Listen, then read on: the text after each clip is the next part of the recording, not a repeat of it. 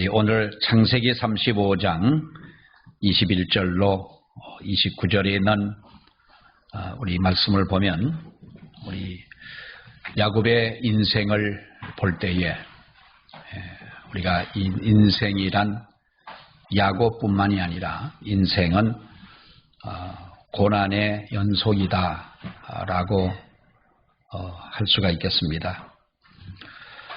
산에서 태어나는 호랑이 새끼를 할지라도 호랑이 새끼가 태어나서 자기들끼리는 이 세상에 태어난 것을 축하하고 축복하고 할지 모르지만은 한 마리의 호랑이가 태어나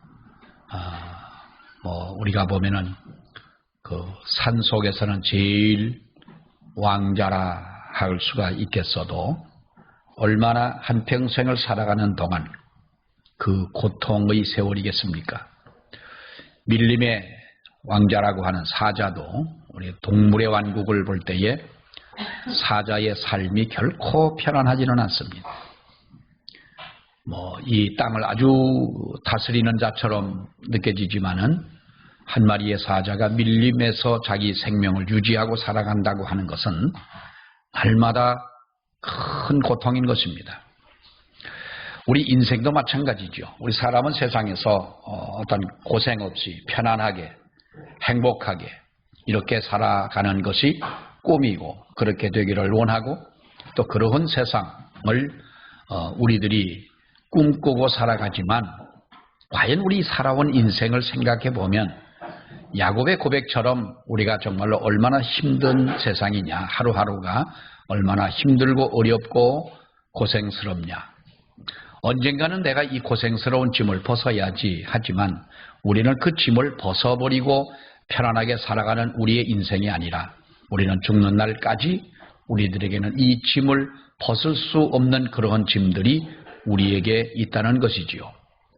예수님께서 수고하고 무거운 짐진 자들아 다 내게로 오라라고 말씀을 하십니다. 그러니까 예수께로 가면 우리는 무거운 짐을 다 내려놓고 홀가분하게 인생을 살아가는 것처럼 생각할지 모르나 그러나 우리가 지고 가져야 할 모든 짐들을 다 벗어버리고 가볍게 산다고 하는 것은 아닙니다. 무거운 짐을 지고 가면서 의지할 우리의 신앙의 대상이 없다면 얼마나 고통스럽고 어두운 삶입니까? 그러나 무거운 짐을 졌다 할지라도 그 무거운 짐을 내가 어떠한 목적으로 지고 가느냐에 따라서 우리는 그 무게감이 천차만별일 것입니다. 이렇게 주님 앞에 갔을 때에 우리는 무거운 짐을 지고 가지만은 그러나 쉽게 편안한 마음으로 감사한 마음으로 감격하는 마음으로 갈 수가 있는 것처럼 우리는 이 평생을 살아가는 동안 우리는 고난의 연속이다 라고 하겠지요. 우리 야곱의 삶을 그동안 우리가 봤습니다만은 여러분 어떻습니까? 이제 야곱의 인생에 행복이 깃드나 보다라고 생각을 했는데 세겜에서 딸이 성폭행을 당하고 또 자식들이 아들들이 원수를 갚는다고 하몰의 주장들의 모든 남자를 다 죽이고 그래서 황급히 세겜을 탈출해서 그가 베델로 올라가서 이제는 베델에서 편안하게 살겠다라고 생각을 했더니 마지막 베냐민을 낳은 그토록 사랑했던 라헬이 죽음을 당하지 않습니까? 이제 거기에서 또 나의 인생의 어떤 슬픔과 고통 이것이 끝나나 보다라고 생각을 했는데 21절로 22절의 말씀을 보면 이스라엘로 개명된 야곱이 에델 망대를 지나서 장막을 쳤을 때 장자였던 루벤이 바로 이 서모 아버지의 첩이지요. 비라와 간음을 하는 사건이 또 벌어지게 됩니다. 그 이야기를 야곱이 들었을 때에 얼마나 여러분 무너지는 심정을 가졌겠습니까? 이런 우리가 어떻게 보면 하나님을 섬기는 야곱의 집안에서 장자인 루벤을 통하여 어떻게 아무리 서모라 할지라도 비라는 라헬의 여종이었고 아버지의 첩 아닙니까? 아버지의 그 아내였다면 여러분 어떻게 그와 이렇게 통간을 하는 이런 일이 생겨질 수가 있겠느냐. 우리 옛날 어른들은 죽부인이라는 것이 있습니다. 죽부인이 어떤 부인인지 아시죠? 대나무로 엮어가지고 나는 뭐 죽부인을 이렇게 뭐 가져보진 않았습니다만은 참 여름에는 시원하겠다 생각이 들어요. 보면은 그런데 옛날에는 우리가 아버지의 죽부인은 아들이 사용을 하지 않는다 그랬잖아요. 옛날에는 그랬습니다. 그럴 만큼 그런다고 뭐 우리 깨끗하냐 이 말은 아닙니다.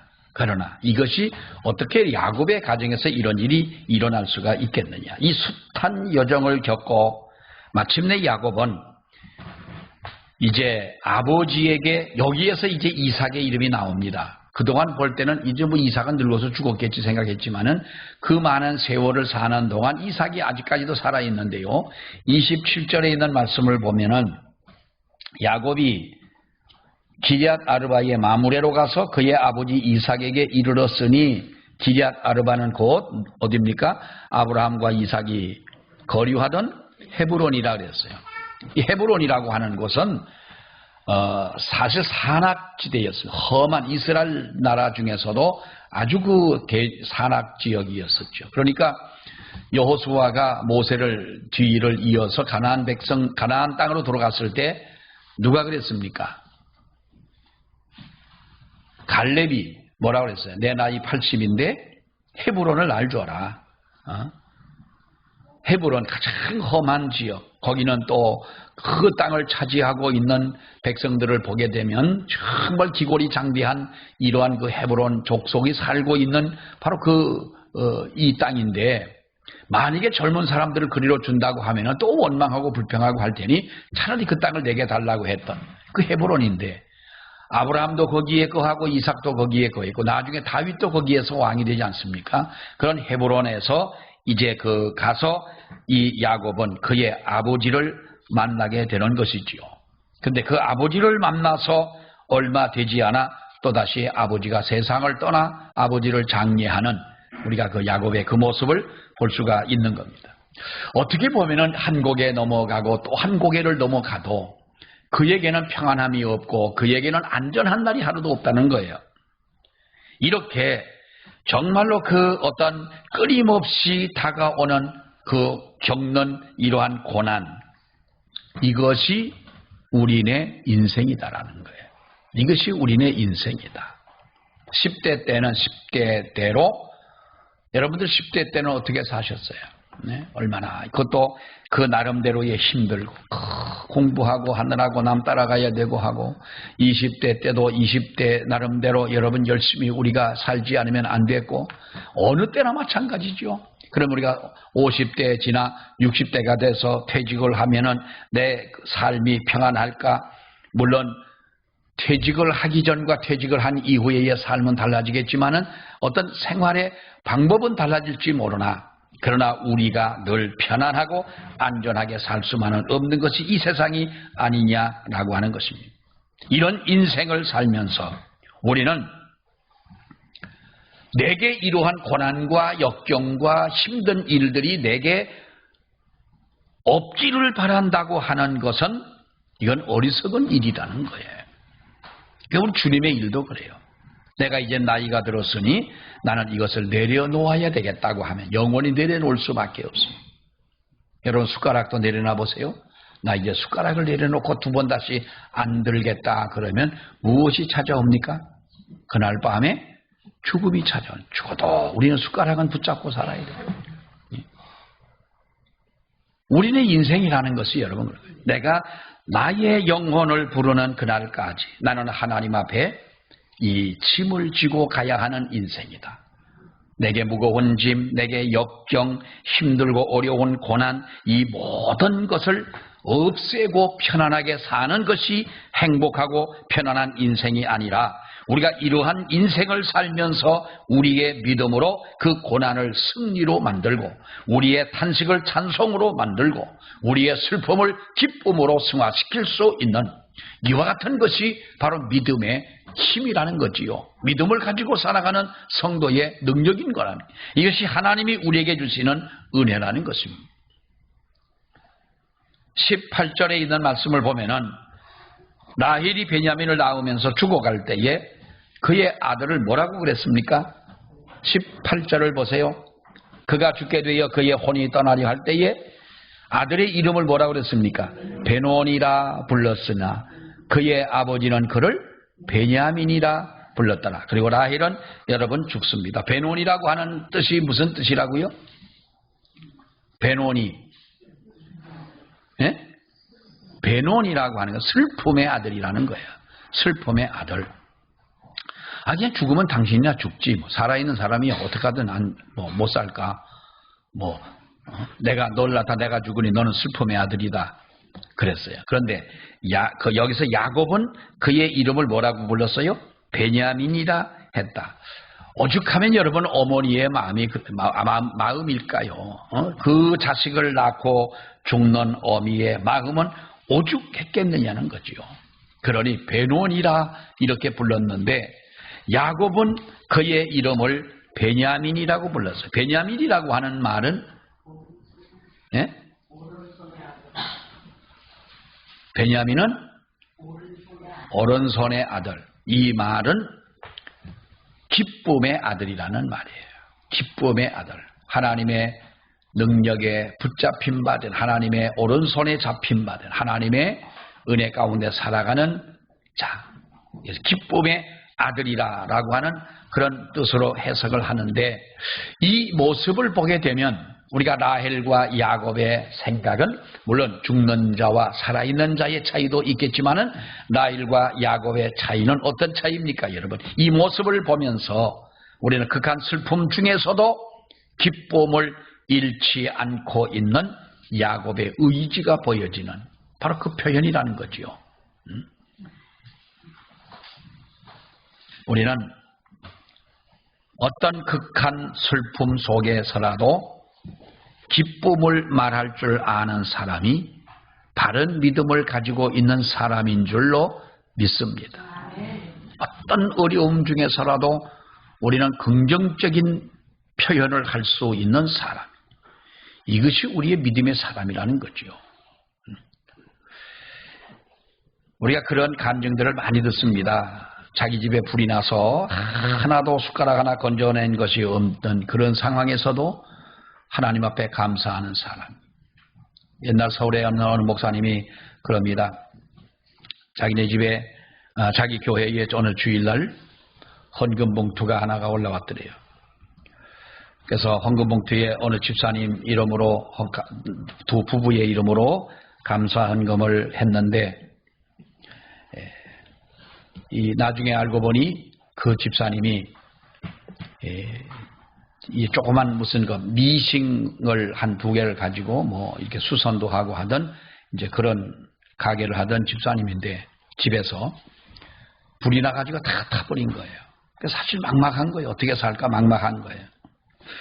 그걸 알고 그 집사님 댁에 신방을 갔는데 신방을 가니 예배 드릴 때가 어디 집은 다 타버리고 없고 제가 집이 다 타버린 서대문 어느 쪽에 거기에서 예배를 드리고 이제 돌아왔대요. 근데 그 교회 교인이 굉장히 그 당시도 많습니다. 한 3년여 지났는데 그 집사님이 목사님을 다시 자기네 집에 신방을 와달라고 초청을 하더래요. 그래서 3년 전에 불이 나서 그랬는데 목사님이 그러시는 거예요. 3년 동안 그 집사님에게 별 신경을 쓰지 못하고 불이 나서 안타까운 마음을 가지고 있었는데 오라고 해서 그동안 내가 어떻게 지냈느냐고 묻지도 못했는데 가면서 사뭇 마음이 부담이 되더라는 거예요. 자기네 집으로 오라고 그러는데 이 집이 어떤 집일까?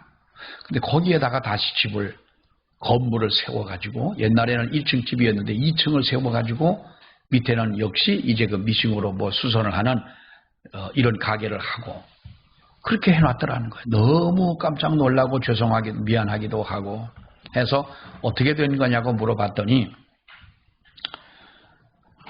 화재가 나고 난 다음에 뭐 이 사람 저 사람 돕는 사람도 있었지만은 평소에 알고 지내던 어떤 분이 미싱을 옛날에는 뭐 2개인가 3개가 있었는데 그 미싱을 몇 개를 갖다 주더랍니다. 몇 개를 갖다 한 30개 갖다 주면서 열심히 하라고. 또 어떤 분은 뭐 아무튼 돕는 손길을 통해 가지고 거기다 건축을 하게 되고 3년이 됐는데 빚을 다 갚고 이제 예배당 지면은 왜 헌당식은 빚 다 갚고 난 다음에 헌당식 하잖아요. 그렇듯이 그 집사님도 빚 다 갚고 목사님 이렇게 우리가 3년 동안 3년 만에 이렇게 됐습니다 하고 고백을 하더라는 거예요. 사실 우리가 보면은 뭐 그 집뿐만이 아니라 우리가 그런 집들을 참 많이 보게 됩니다. 근데 중요한 것은 그들의 우리 같으면 뭐라 그랬어요? 불이 나가지고 내가 어떻게 살 거냐? 집이 다 탔으니 어떻게 살 거냐? 하나님 내가 뭘 잘못했기 때문에 뭘 잘못해서 이런 일을 이게 불이 나게 했느냐? 아마 원망도 할 수가 있었겠지만 그분들의 마음속에는 그 원망이 없더라는 거예요. 그걸 감사하고 불이 나도 감사하고 하나님이 이렇게 해주시더라. 우리가 긍정적인 정말로 극한 슬픔 속에서도 기쁨을 말할 줄 아는 사람, 이런 믿음이 저와 여러분에게 있기를 축원합니다. 여러분, 우리가 오늘 이 성경을 보면은 이 장면은 그 말의 중요성이 얼마나 중요하냐라고 하는 것을 깨닫게 되는데요. 만약 슬픈 자녀란 뜻의 베논이라고 하는 이름으로 계속 그를 불렀더라면 그는 어떤 아들이 되겠어요? 슬픔의 아들이 될 수밖에 없는 거예요. 여러분, 말은 중요하지 않습니까? 나는 불행하다. 나는 정말로 불행한 사람이다. 난 왜 이럴까? 그러면 불행한 삶이 그 사람을 여러분 휘감게 되는 거예요. 나는 행복하다고 말하면 행복함이 우리를 휘감아 줄 줄로 믿습니다. 이것이 우리 말은 단순한 표현이 아니고 소리로 끝나는 것이 아니라 믿는 사람의 말은 우리의 신앙이고 우리의 고백이고 그리고 우리 믿음의 수준이기도 한 거예요. 누에를 보세요. 누에는 자기 입에서 나오는 실로 자기의 집을 짓습니다. 고치라고 하죠. 고치. 그게 고추가 아니요. 고치요. 누의 집이 뭐예요? 고치요. 왜 고치요? 잘못하면 고치니까 고치지. 자기의 입에서 참 묘해요. 우리는 아무리 뽕나무 가루를 잎사귀를 말려서 뽕나무 가루로 밥을 해먹고 뽕나무로 뭘 해먹어도 우리 입에서 실이 안 나오는데 누에는 실이 나오는 거예요. 그래가지고 그 실로 고치 집을 짓고 그 안에 살다가 여러분 그는 부활하잖아요. 어떻게 부활해요? 나방으로 부활되는. 그 못 봤어요? 참 여러분은 아는 것도 별로 없고 본 것도 별로 없고 참 이상해요. 아니 나는 강원도 저 산골에 살았어도 나 그거 봤어요. 그 이상하게 그 고치는요 칼로 잘라도 잘 안 잘라져요. 얼마나 든든한지. 아니 그 맞지? 그럼 내가 맞는 말 하지 그럼 안 맞는 말 할까요? 맞아요. 그런데 이상하게 나방이 나올 때는 구멍을 이상하게 묘하게 구멍을 뚫어가지고 나방의 입에서 나오는 액으로 그 단단한 집을 한쪽 벽을 뻥 뚫어가지고 나오잖아요. 그게 중요한 것이 아니라 자기의 입에서 나오는 실로 자기 집을 짓는 사람은 자기의 입에서 나오는 말로 자기의 운명을 결정짓는다는 거예요. 믿으시기를 바랍니다. 인생은 여러분 자기의 입에서 나오는 말로 된다는 거예요.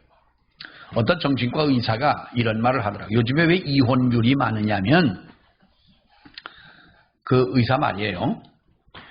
이 부부가 결혼을 하면 뭐라고 호칭을 해요?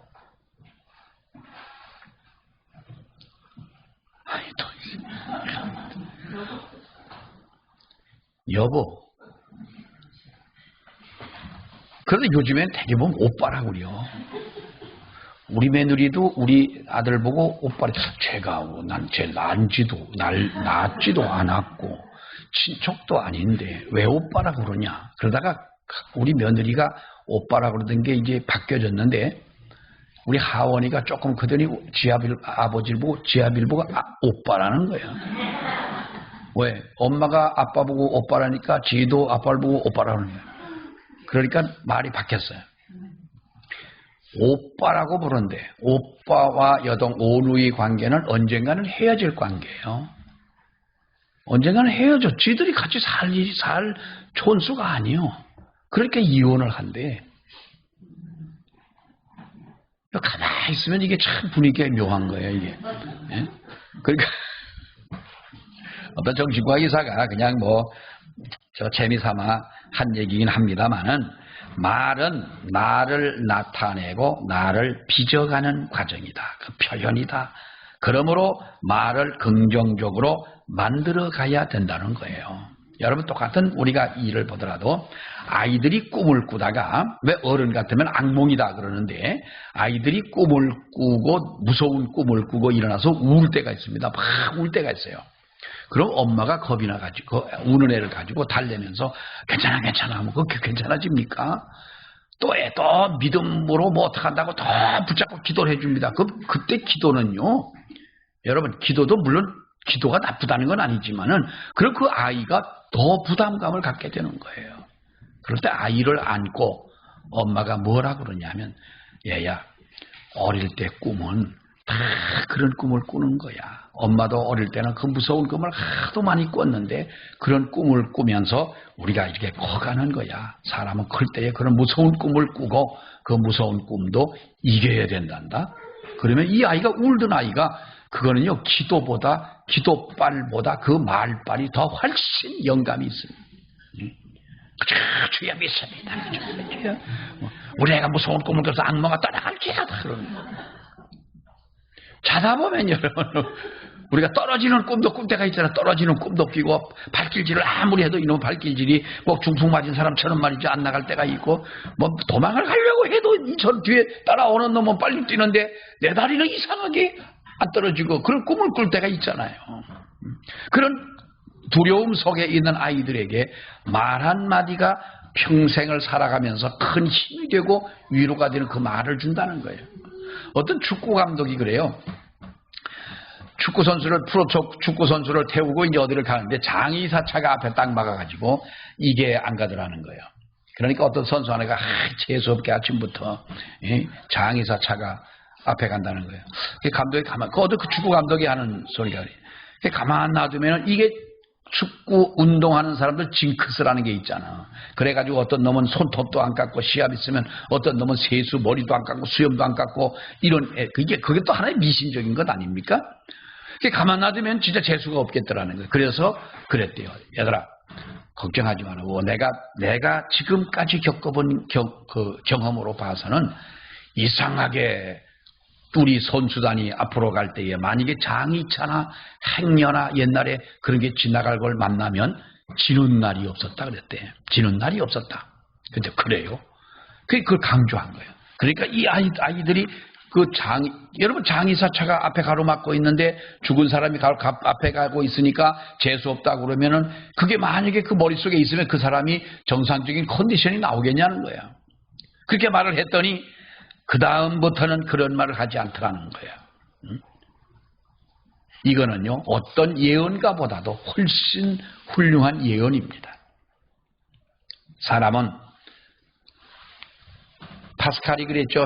인간은 생각하는 갈대다 그랬어요. 생각하는 갈대다 그랬는데 우리가 연약하지만은 생각 하나만 잘하면 세계를 다스릴 수 있다는 거예요. 이 생각이라는 한문의 단어가 여러분 뭡니까? 생자와 깨달을 각자예요. 생각이라고 하는 한문을 쓸 때 다시 말하면 생명이 있는 자의 깨달음이라는 거예요. 이게 우리에게 중요한 거예요. 우리가 어떤 생각을 하고 어떤 말을 하느냐. 여러분 베논이라고 하는 것과 베냐민이라고 하는 것의 이름의 차이는 그렇게 큰 차이가 글자상으로는 별로 나지가 않습니다. 그러나 그것이 엄청난 결과를 가져오게 된다는 것이죠. 말과 생각을 긍정적으로 우리는 바꿔야 된다. 문제는 나쁜 것이 아니다. 문제 속에서 진리를 얻게 한다는 거예요. 어떤 분이 그럽니다. 평생을 쾌락과 함께 길을 걸어간다면, 우리의 인생길을 걸어간다면 인생에서 얻을 것은 아무것도 없다는 거예요. 지혜도 얻지 못하고 건강도 얻지 못하고 친구도 얻지 못하고 재물도 남아있지 않지만 고난과 함께 문제와 함께 내가 인생길을 살아간다면 수많은 인생의 진리를 깨달게 될 것이라는 거예요. 고난은 피할 것이 아니고 고난은 우리에게 없어질 것이 아니고 무거운 짐은 우리가 피할 것이 아니고 무거운 짐은 우리가 여러분 져버릴 것이 아니라는 거예요. 지구본을 놓고 보면 지구본이 둥글지요. 중간에 무슨 선이 있습니까? 지구 중간에 돌아가는 선을 뭐라고 태양이 지나가는 적도라고 그래요. 적도. 여러분 보세요. 강한 사람, 장수하는 사람, 잘 사는 나라, 정말로 어떠한 그 유명한 학자들, 이러한 사람들이 나는 곳이 아래쪽일까요? 위쪽일까요? 좀 대답 좀 하소.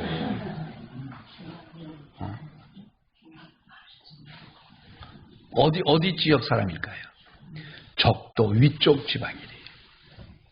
지하자원은 위쪽도 물론 많지만 지하자원 풍부한 건 아래쪽에 더 많대. 그러니까 환경은 아래쪽에 훨씬 많다는 거예요. 그런데 위에 적도 지방에 사는 아래쪽에 사는 사람들을 보면은 경제나 정치나 사회나 문화나 뭐 군사나 이 모든 것들이 아주 적도 아래 열대지방 잘 사는 나라 봤어요, 여러분? 하나도 없습니다. 기름을 팔아가지고 세계의 갑부처럼 아주 엄청나게 살아가는 것 같으나 몇 사람은 잘 사나 모든 국민이 미개한 거예요. 그런데 이상하게 위에 쪽에 있는 사람 그렇게 기후가 춥고 바람이 불고 적도 아래는요 태풍도 안 불어요. 저 아래쪽에 지구가 저 아래로 가면은 태풍이라는 게 없습니다. 태풍이 대개 어디서부터 일어납니까? 적도 쪽에서부터 생겨가지고 태평양 그쪽에서부터 생겨가지고 이렇게 올라오잖아요. 올라오는데 그 아래는 태풍이 안 불어요. 다시 말하면 순환의 지역에 사는 사람들이 오래 살더라. 또 경제적으로 부함을 가지고 살고 훌륭한 학자들이 그 위쪽에 있더라는 거예요. 뭘 반증해주고 있어요? 우리가 하나님 앞에 어떤 부딪히는 어려운 일이 나를 쓰러뜨리는 것이 아니라 오히려 강하게 해준다는 거죠. 야곱의 살아가는 삶을 우리가 보면서 우리도 여러 번 마찬가지지만은 고난은 결코 그의 마음을 때로는 아프게 하지만 그의 인생을 무너뜨리는 것은 고난이 아니라 오히려 평안을 찾아간 사람들이 행복을 찾아가고 평안함을 찾아가고 부함을 찾아갔던 롯을 보면 그의 집은 망했지만 광야를 따라간 아브라함은 하나님 앞에 흥하게 하신 역사도 우리는 보잖아요. 우리가 어떠한 슬픔이라도 기쁨으로 바꿀 수 있는 사람, 어떠한 고난이라도 우리가 이것을 넉넉히 이길 수 있는 믿음의 사람, 이런 믿음의 우리 모든 성도가 되어지기를 원합니다. 기도하겠습니다. 하나님 은혜를 감사합니다. 오늘도 저희들을 사랑하시는 그 사랑 안에 저희들 살게 하시고 하나님의 인도하시는 그 인도함을 따라 날마다 하루하루를 살아갈 수 있도록 도우시는 하나님께 감사와 영광을 돌립니다. 아버지 하나님, 하루를 자고 새면 평안한 날이 올까 기대하지만 가면 갈수록 힘들고 어려운 일들의 연속이었지만 그런 가운데서도 하나님 앞에 감사와 기쁨과 은혜와 평강을 잃지 아니하고 하나님 앞에 믿음을 지켰던 야곱의 걸어가는 그 삶을 저희들이 보면서 우리도 무거운 짐, 힘든 일들, 역경과 고난, 이 모든 것들을 벗어버리려 애쓰지만은 그러나 우리가 벗어버리고 멀리 갈 것이 아니라 이러한 것들을 통하여 주시는 하나님의 놀라운 은혜와 축복과 하나님의 역사하심을 체험하는 저희가 되어지기를 아버지여 소원합니다. 우리를 붙잡아 주셔서 하나님 앞에 끝까지 승리하는 우리 모든 성도들 될 수 있도록 은혜를 베풀어 주시옵소서. 예수님 이름으로 기도하옵나이다. 아멘.